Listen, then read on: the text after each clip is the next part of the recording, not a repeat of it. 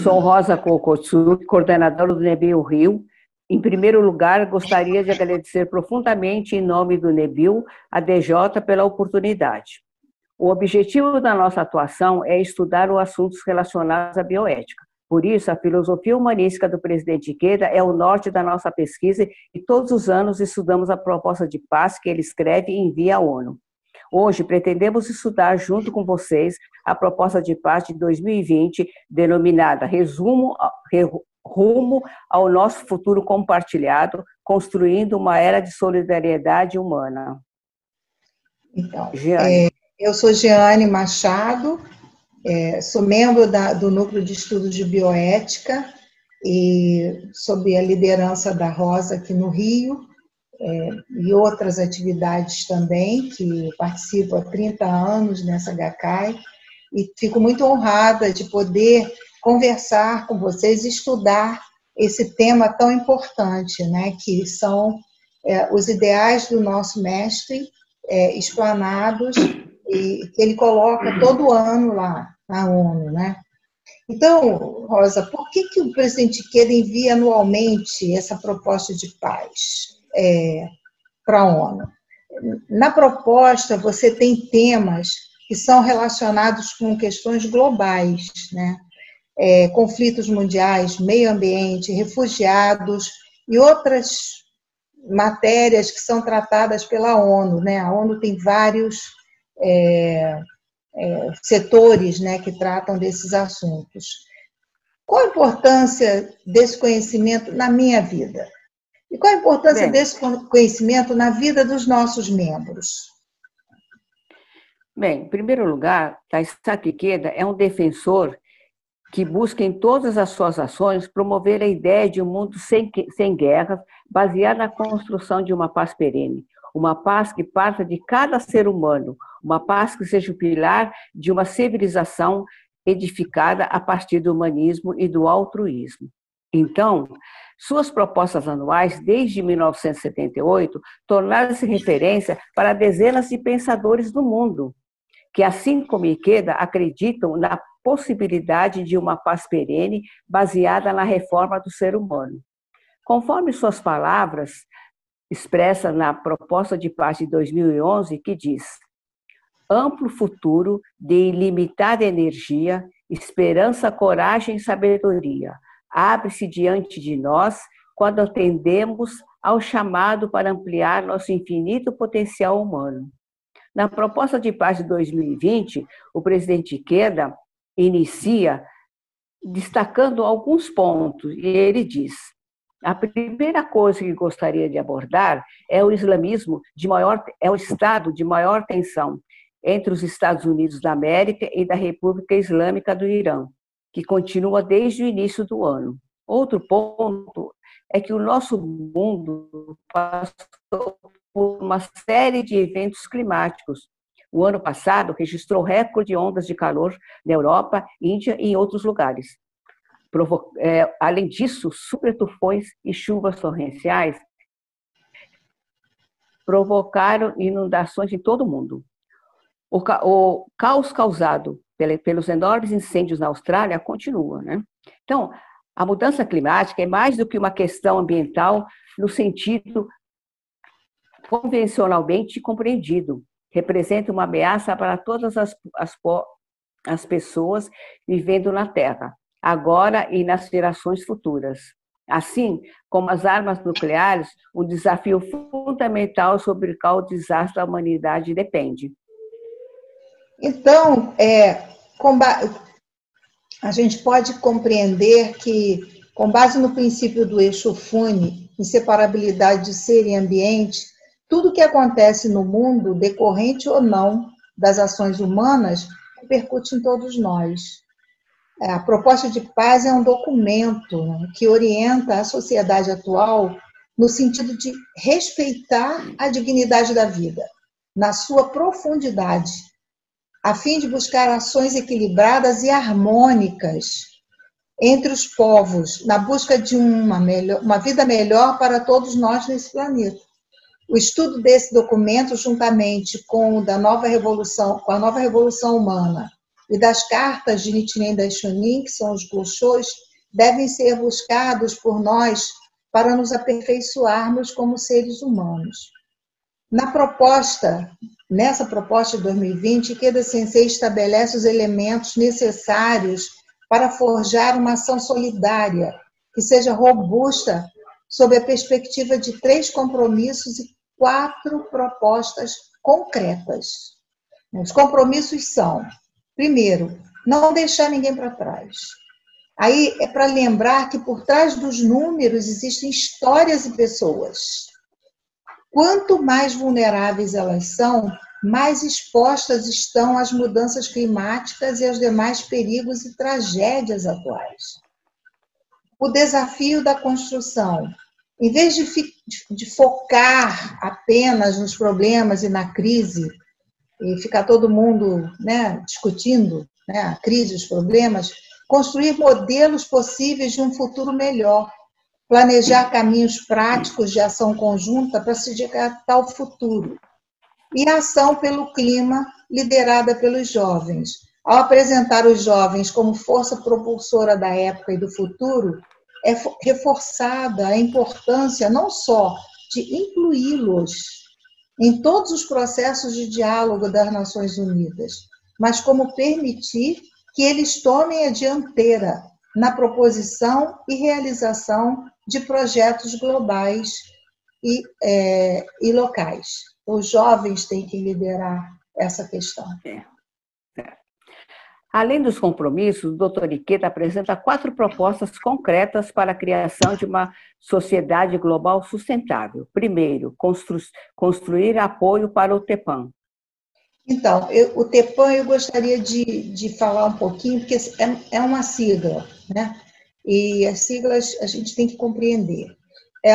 Esse é um tratado internacional, ele está em negociação, existem vários tratados internacionais anteriores entre países visando desarmamento nuclear. Alguns países já assinaram e precisam da aprovação interna dos seus governos para ratificá-las, outros não assinaram. Esta proposta tem foco na ratificação do tratado por parte tanto dos países signatários como dos que ainda não assinaram, para finalmente pôr um fim à guerra nuclear. A segunda proposta é negociações multilaterais pelo desarmamento nuclear. Então, a exemplo, né, do tratado do TEPAM, considerando a ameaça apresentada pela atual situação dos tratados em vigor e o perigo cada vez maior do uso de novas tecnologias, incluindo a inteligência artificial, aliada aos arsenais nucleares. Nessa proposta está incluída a discussão sobre a necessidade de criar mecanismos de controle para o uso de novas tecnologias com o objetivo de evitar grandes desastres nos arsenais nucleares existentes. A inteligência artificial, ela age sozinha às vezes, então o risco de um hacker entrar num desses arsenais nucleares e provocar um desastre é muito grande. Então, essa é uma grande preocupação do presidente Ikeda. Terceiro, tornando visível ou invisível. Então, essa parte é a partir da realização de fóruns que deem visibilidade a ações e vozes locais. São pessoas invisíveis, né? Que levam ao estabelecimento de medidas práticas para combater cada um dos desafios atuais. Aqui, o presidente Ikeda ressalta com ênfase ainda maior o papel crucial das mulheres das situações normais às épocas de grandes calamidades, porque às vezes as ações são tomadas sem se considerar as necessidades do mundo real das pessoas. Isso é que torna ao visível o que é invisível hoje. E a quarta proposta é a educação para crianças em situação de crise. Então, retomando, né, a importância de olhar para cada história por trás dos números, e assegurar com isso o futuro da própria humanidade, refere-se ao fortalecimento do apoio às crianças e jovens privados de oportunidades educacionais devido a conflitos armados ou desastres ambientais ou desastres naturais. A convicção do Sensei é de proteger os direitos humanos, o desenvolvimento futuro da próxima geração. É a pedra angular da criação de uma sociedade global sustentável. Aqui, ele se preocupa com a geração futura, ele se preocupa com quem está do lado de fora e as crianças que não têm acesso à educação devido às crises que acontecem, crises humanitárias, desastres ambientais, né? Crises provocadas pelos conflitos, etc. Bem, nos próximos módulos abordaremos com um pouco mais de detalhe cada uma das propostas. No entanto, o importante é criar uma nova perspectiva mental e um novo olhar sobre as questões que impactam nossa humanidade. Cada um de nós é um agente potencial das mudanças de uma nova era de paz e respeito à dignidade da vida. Por isso, estamos muito felizes com a parceria com a DUNE e a DE, que são, na realidade, os construtores, os protagonistas dessa nova fase da vida, ou seja, da nova era. Obrigada. Eu também queria agradecer a oportunidade de participar dessa atividade e me sinto muito honrada de estar ombro a ombro com os jovens. Obrigada. Olá, tudo bem? Eu me chamo Natália, sou responsável do Departamento de Estudo do Budismo da Coordenadoria Serra-Mar. Queria agradecer pela oportunidade e queria colocar que o que eu e a Luísa vamos falar envolve a segunda proposta concreta para a criação de uma sociedade global sustentável. E essa proposta são as negociações multilaterais pelo desarmamento nuclear. E tudo isso ela está relacionada, né, a políticas para que a gente possa conseguir, de fato, progressos substanciais em direção ao desarmamento nuclear. Então, no ano de 2020, estava previsto ocorrer, lá em Nova York, na sede das Nações Unidas, a Conferência de Revisão do Tratado de Não Proliferação de Armas Nucleares. Iria ocorrer entre os meses de abril e maio, porém, devido à pandemia, né, o encontro precisou ser adiado e ainda não tem nova data definida.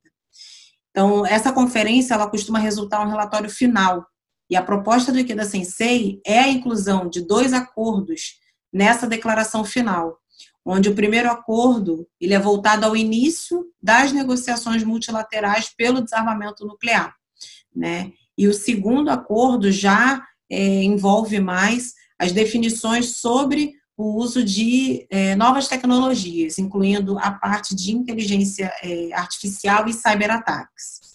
Então, falando um pouco mais sobre o primeiro acordo, o Ikeda Sensei ele afirma que é crucial estender o novo tratado de redução de armas nucleares, o novo tratado de redução de armas estratégicas, que é o New START em inglês, né, entre Estados Unidos e Rússia, que foram os países que definiram, né, esse tratado.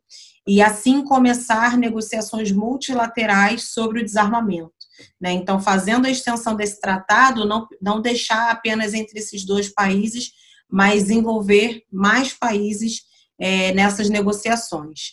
O New START ele estava agendado para encerrar, né, a agenda dele em fevereiro de 2021. Porém, as negociações, né, para isso, né, em pensar a extensão dele ou não, ficaram paralisadas. E esse tratado ele fala justamente sobre a redução, né, da presença e também produção de ogivas estratégicas, e ele também limita o número de instalações de mísseis balísticos, né, bem como outros sistemas de emissão. E o Ikeda Sensei, ele traz essa reflexão, né, de estender esse tratado, porque sem existir algo, né, vigente, assim como ele hoje coloca essas limitações, né, criaria uma condição de não existirem restrições aos arsenais dos países. E isso abriria um espaço, assim, de risco muito grande para uma nova corrida nuclear, né? E a gente vem percebendo o desenvolvimento acelerado, né, de ogivas nucleares miniaturizadas e armas supersônicas, né? E isso, né, pode vir a gerar uma perspectiva de que o uso de armas nucleares sejam considerados em conflitos limitados geograficamente. Então, para a gente entender um pouquinho disso, miniaturizar uma ogiva significa ser possível lançar uma bomba atômica em um míssil. E armas supersônicas, elas ultrapassam a velocidade do som em seu voo. Então, o que isso tudo significa? De fato, aumentar o alcance, né, dessas ameaças, né? Fazer com que elas possam atingir, né, países, distâncias muito mais longas. Então, por isso, estender o New START, estender por mais 5 anos esse acordo se faz tão essencial. O que o Ikeda Sensei traz também é que essa conferência de revisão do Tratado de Não Proliferação, ela deveria ter também por objetivo estimular uma suspensão ou ainda que seja um atraso de modernização, né, das armas nucleares. Porque um ponto importante que ele traz como reflexão é que os estados integrantes desse tratado, eles deveriam entender que essas negociações, né, o envolvimento desses países precisa ocorrer antes de uma próxima conferência de revisão que está prevista para acontecer em 2025, para que, de fato, a gente comece a perceber, né, entre esses países, ações mais concretas para o desarmamento. Porque o Ikeda Sensei destaca que nos 50 anos de existência, né, de história do Tratado de Não Proliferação, o único modelo, né, de desarmamento nuclear ocorreu justamente entre os Estados Unidos e a Rússia, que foi esse tratado do New START. E que nenhum outro país se envolveu nessa iniciativa. Então, isso precisa começar a acontecer o quanto antes, né?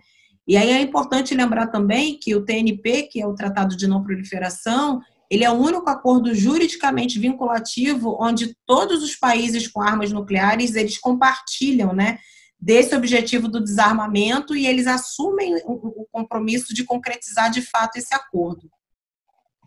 Então, visando, né, ações para que o início, né, desse processo de negociações se inicie o mais breve possível, o Ikeda Sensei ele propõe que os Estados Unidos, a Rússia, o Reino Unido, a França e a China, que são países que detêm aí aproximadamente 90% das armas nucleares, iniciem essas negociações sobre um novo tratado de desarmamento nuclear. E ele coloca já de forma muito clara como que isso deve começar, né? E aí ele destaca o diálogo sobre regimes de verificação. E o que seriam esses regimes? São políticas, né, regras para contagem de armas e procedimentos densos, que fazem a conferência entre os países integrantes do tratado, justamente para verificar se estão sendo, né, cumpridas o que foi acordado e também que eles comecem a conversar sobre isso para entender como que vai acontecer esse controle, né, como que tudo vai ser colocado em prática de fato. E outra medida, né, colocada por Ikeda Sensei é a possibilidade de reexaminar o conceito de segurança comum, que foi um conceito que ajudou muito, né, nos esforços para encerrar a Guerra Fria. E aí, na proposta de paz, ele ressalta que segurança comum era o título de um relatório escrito por uma comissão deliberada pelo primeiro-ministro sueco Olof Palme, que foi enviado para a segunda sessão especial da Assembleia Geral das Nações Unidas em 82, né, na época.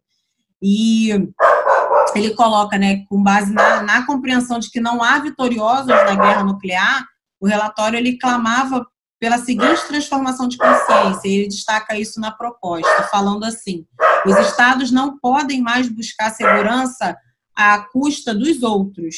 Ela pode ser conquistada somente por meio de empreendimentos cooperativos. E assim ele continua destacando, né, que o Ikeda Sensei coloca na proposta de paz que esse pensamento se aproxima muito ao pensamento dele.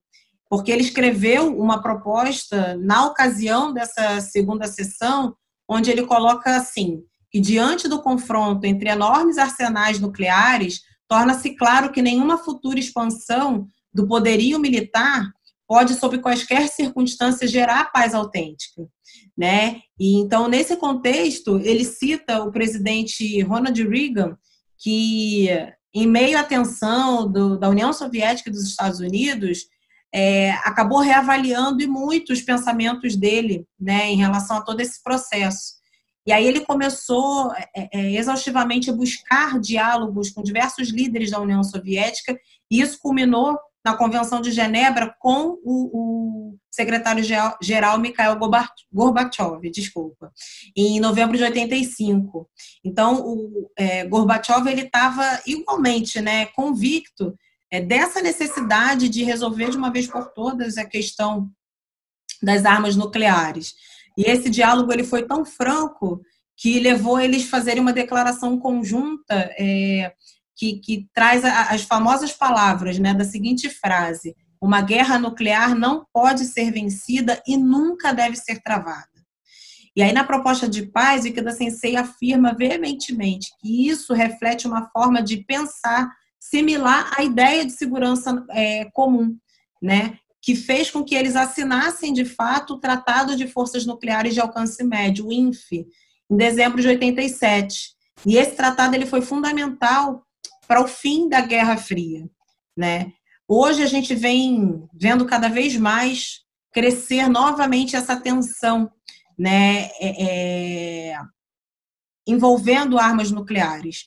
Então, é muito importante que a gente possa, nesse momento, mais do que nunca, reviver esse espírito de segurança comum, esse conceito, esse pensamento, né? E aí, com essa proposta, o Ikeda Sensei traz, né, a inclusão de uma declaração, justamente dessa frase famosa, a inclusão dessa frase, né, no documento final da conferência de revisão. Então, colocar, né, nesse documento final a frase de que uma guerra nuclear não pode ser vencida e nunca deve ser travada.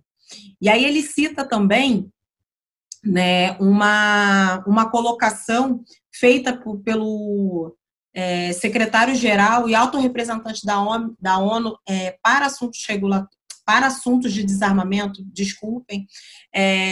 na agenda pelo desarmamento que foi publicada na ONU em 2018. E o que ele fala nessa declaração é a seguinte frase que é muito importante, onde ele coloca que o desarmamento é a força motriz para a paz e para a segurança internacional e ferramenta útil para assegurar a segurança nacional. Então, o desarmamento não é um ideal utópico, mas é uma busca tangível para prevenir o conflito e mitigar seu impacto quando e onde ele ocorrer.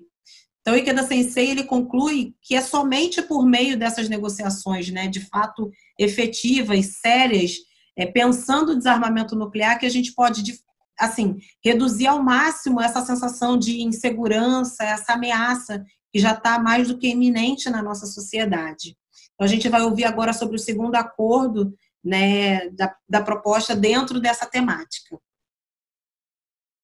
Obrigada, Natália. Olá a todos e todas.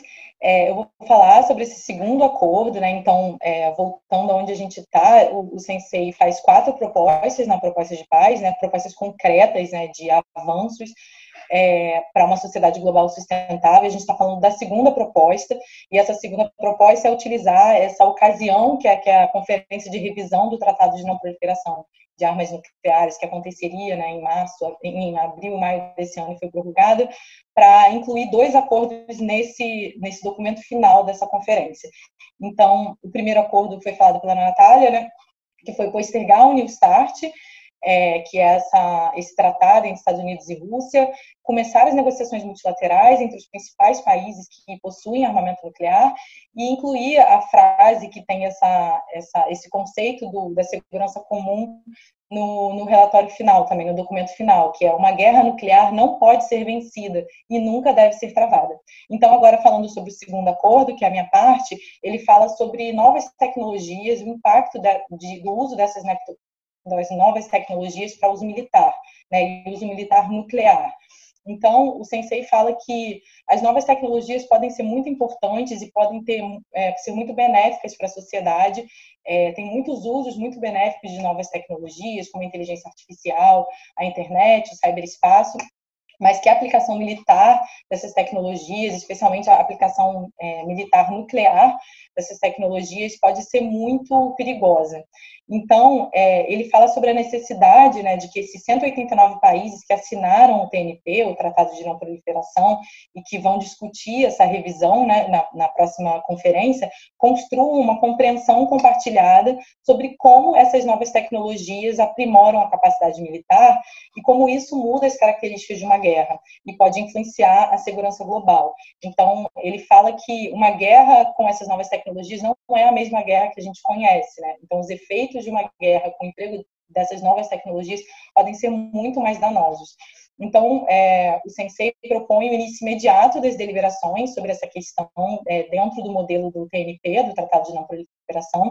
Isso deve ser prioridade porque os riscos são muito altos e existe uma urgência de enfrentar essa questão.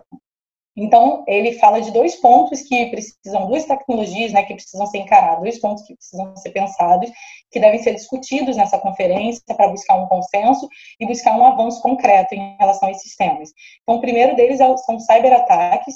Então, o cyberataque é qualquer tentativa de acesso não autorizado a um dispositivo, um sistema, para diferentes fins, seja para roubar informações, para destruir informações, alterar informações. E esses cyberataques, eles podem afetar controles de centros de armas nucleares e sistemas relacionados. Então, como alertas precoces de sistemas de comunicação e execução de tarefas.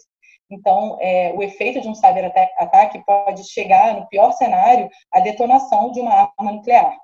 Então, uma questão de direito internacional é que existe um consenso no direito internacional de que o direito internacional atual e o Estatuto da ONU se aplica ao ciberespaço, mas não existem ainda precedentes sobre como isso acontece. Então, ninguém sabe muito bem como utilizar o que a gente conhece como direito internacional, como os princípios e regras comuns, né, dessa relação entre os países na esfera do ciberespaço. Então, o Sensei propõe que seja criado esse precedente na ocasião dessa conferência, em que no documento final seja proibido cyberataques em sistemas relacionados a recursos nucleares. Então, ele fala sobre a importância não só de debater sobre isso e criar um consenso, mas como documentar isso no relatório final da conferência. E o segundo ponto é a inteligência artificial aplicada a sistemas relacionados a recursos nucleares. Então, a inteligência artificial é um ramo da ciência que busca criar dispositivos inteligentes, né? Então, dispositivos inteligentes são dispositivos capazes de raciocinar, perceber, tomar decisões e resolver problemas, baseados em padrões de enormes bancos de dados. Então, esses dispositivos inteligentes passam a tomar decisões de maneira autônoma. Só que esses dispositivos inteligentes, eles ultrapassam muito a capacidade humana, porque eles passam a poder gerir muito mais informações que um cérebro humano é capaz, né, de gerir, de armazenar. Então, isso vai trazer alguns problemas quando você traz a inteligência artificial para o uso militar. Então, o Sensei cita um relatório do Instituto de Pesquisa de Paz Internacional de Estocolmo, do ano passado, que conclui que a inteligência artificial ela remove limitações humanas, como a fadiga, o medo, que reduzem a performance humana ao longo do tempo e criam um maior alcance do sistema e acesso a áreas com ambientes de difícil operação para seres humanos, como áreas profundas e as regiões polares. Então, esse mesmo relatório fala que essa maior confiança na inteligência artificial, ela aumenta os fatores que desestabilizam as operações com armas nucleares. Então, de fato, a sociedade cada vez mais confia na inteligência artificial, nos dispositivos inteligentes, a gente está cada vez mais acostumado a utilizar eles no nosso próprio dia a dia, mas o uso deles para o emprego militar, nuclear, é realmente muito perigoso. Então, o Sensei dá um exemplo de que a dissuasão nuclear, essas tratativas, né, que envolvem a decisão de disparar ou não uma arma nuclear, ela possui uma natureza altamente psicológica e se baseia em percepções da intenção do adversário. Então, os avanços na inteligência artificial impedem que se percebam as intenções do adversário. Porque se a inteligência artificial ganha um papel central nos sistemas de armas nucleares, a natureza opaca dessas tecnologias torna cada vez mais difícil de compreender a intenção do adversário. Então, o que é essa natureza opaca? É uma natureza obscura, né? Uma caixa preta, porque à medida que um dispositivo inteligente é capaz de processar muito mais informações que o cérebro humano, em determinado momento, as decisões da máquina, as orientações desses dispositivos não são mais capazes, a gente não consegue mais compreender como que o dispositivo chegou a essa decisão, porque a gente não consegue, igual a ele, processar tantas informações. Então, fica mais difícil entender e prever o que o adversário vai fazer. Isso gera uma ansiedade, uma desconfiança enormes, e ainda mais incentiva que seja usado de maneira, a detonação de armas nucleares seja usada de maneira preventiva, porque você acaba incentivando porque você não compreende o adversário, né, a estratégia do adversário. Então, no comparativo com a Guerra Fria, Estados Unidos e União Soviética, eles dedicavam muito tempo para compreender as estratégias do adversário, o comportamento do adversário, e os seus representantes se encontravam fisicamente para dialogar e debater as questões, né? E esses encontros pessoais, segundo o Sensei, eles aprimoravam a percepção psicológica do adversário, podiam ajudar a predizer seus movimentos. Então, que é diferente de uma guerra em que a inteligência artificial ela assume esse papel de prever através de sistemas, informações.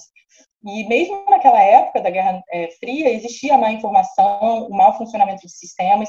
Então, como ainda não eram dispositivos inteligentes dessa forma, às vezes o sistema reportava um míssil na proximidade, mas as pessoas conseguiam identificar que o sistema, na verdade, tinha um erro e que não tinha nenhum míssil e não precisava haver um contra-ataque. Esse mesmo tipo de identificação é muito mais difícil na inteligência artificial e, em alguns casos, impossível você conseguir verificar se houve algum erro. Então, as pessoas monitoravam, né, com a sua razão e a intuição, impediam esse contra-ataque que identificavam um erro.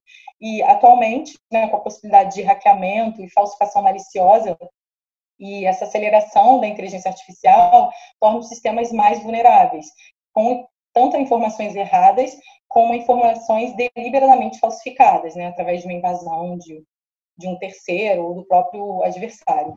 Então, apesar do Sensei ainda não imaginar a detonação de uma bomba atômica de maneira autônoma, né, por um dispositivo inteligente, essa pressa em adotar a inteligência artificial para fins militares gera um sério risco e um grande dilema para a sociedade global. Então, ele cita uma ocasião em que o presidente Kennedy, americano, né, em 1962, na crise dos mísseis em Cuba, ele relatou que ele declarou que as potências nucleares devem evitar confrontos que levem o adversário à opção de recuo humilhante ou a guerra nuclear. Então, eles estiveram muito perto do desastre e ele lá estimava essas condições, né? Então, em que o contexto político é tão acirrado em que você precisa escolher entre recuar de maneira humilhante ou de partir para a guerra nuclear. Isso deveria ser evitado, né? E a busca por armamentos mais rápidos, mais inteligentes, mais precisos, mais versáteis, pode levar à desestabilização dessa corrida armamentista. Então, o Sensei conclui que é crucial que todos os estados integrantes do TNP compartilhem os esforços, né, de prevenir o perigo da guerra nuclear. E ele defende que o debate sobre os cyberataques e sobre a adoção de inteligência artificial é uma oportunidade para que eles mesmos reflitam sobre o significado da sua dependência contínua de armas nucleares. Porque quando você pensa nas últimas consequências que uma guerra nuclear pode ter, você consegue voltar àquela decisão primordial de ter ou não uma arma nuclear. E por que existe essa dependência? Se você pode chegar a essas consequências últimas, né, que o emprego de armas de inteligência artificial e a possibilidade de cyberataques trazem. Então, assim, confirmando esse mesmo espírito que a Natália falou do primeiro acordo, de que uma guerra nuclear não pode ser vencida e nunca deve ser travada, esse contexto das novas tecnologias deve servir para essa reflexão também desses países que vão estar na conferência e discutindo a revisão do Tratado de Não Proliferação. Então, foi isso. Obrigada e bons estudos para todos.